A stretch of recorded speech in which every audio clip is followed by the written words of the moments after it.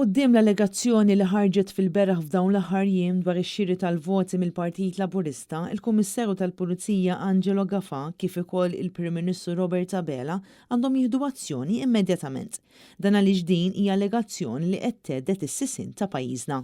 Qar il-kap tal-Partit Nazzjonalista Bernard Grech f'intervent telefoniku li jagħmel il-ħadd filgħodu fuq Net FM. Għandna allegazzjoni kera fuq ras Robert Abela, fuq ras il-Partit Laburista, fuq ras il-Gvern.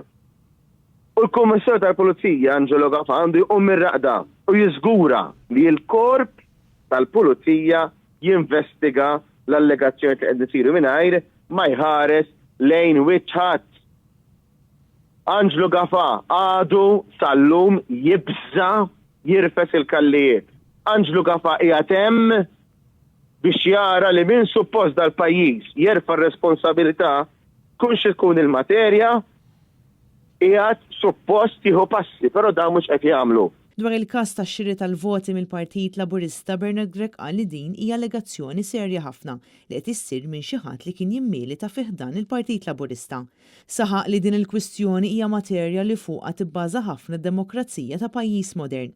Bernard Grech fakkar kif dan ir-raġel li kien uffiċjal tal-Partit Laburista qed jallega li l-Partit Laburista mis-sena 2013 l-hawn kien qed juża modi fraudolenti dwar persuni li jkunu jistgħu jivvutaw fl-elezzjoni ġenerali, allegazzjoni li thedded is-sisin tad-demokrazija ta' pajjiżna.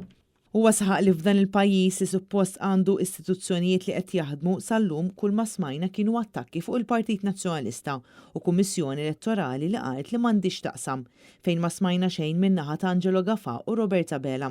Quddiem dan kollu l-Partit Nazzjonalista huwa kommess li jibqa' jagħmel pressjoni biex ikun żgurat li affarijiet bħal dawn ma jsirux.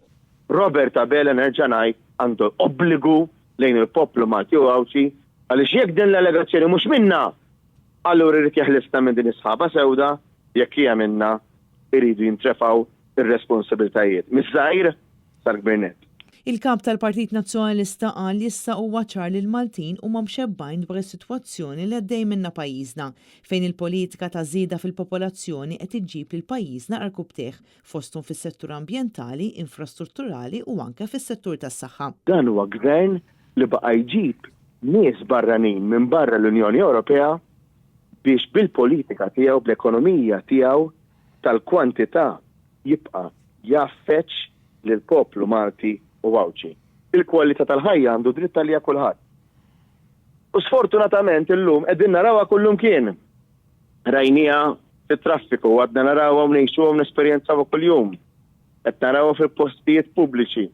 Bernard Grech qal li l-Partit Nazzjonalista ppreżenta l-pjan tiegħu għal dan is-settur fejn wieħed jista' jimxi l quddiem bil-ħiliet u l-abbiltajiet tiegħu. Irridu ninvestu f'pilastri ekonomiċi li ma jkollhom bżonn bil-fors l-importazzjoni ta' għexieren ta' eluf ta' persuni minn barra l-Unjoni Ewropea kull sena. Huwa tkellem dwar il-mudell ekonomiku li qed jimxi fuq Robert Abela li kważi ħadd ma jaqbel miegħu. Quddiem dan kollu l-Partit Nazzjonalista qrid li pajjiżna jkollu mudell ekonomiku li jibbaża fuq pilastri ekonomiċi b'saħħithom. Aħna rridu mudell ekonomiku fejn minna ngħidu iktar issa minn sentej qegħdin ngħidu mudell ekonomiku fejn il-pilastri ekonomiċi illi ġibna bħala Partit Nazzjonalista fil-Gvern, il-farmaceutika, l-avjazzjoni, is-servizzi finanzjarji, il-gaming, dawn nibqgħu nsaħħuhom. Il-kap tal-Partit Nazzjonalista Bernard Grech qal li l-poplu Malti jixraqlu li jgħix f'pajjiż aħjar bi kwalità ta' ħajja mill-aqwa. Ejjew ngħixu f'pajjiż modern fejn int tgħix aħjar, tista' tmur l-istar u tinqeda għax ma tkunx qiegħed f'kompetizzjoni ma' ħafna ħaddiema barranin u ma' ħafna Maltin oħrajn.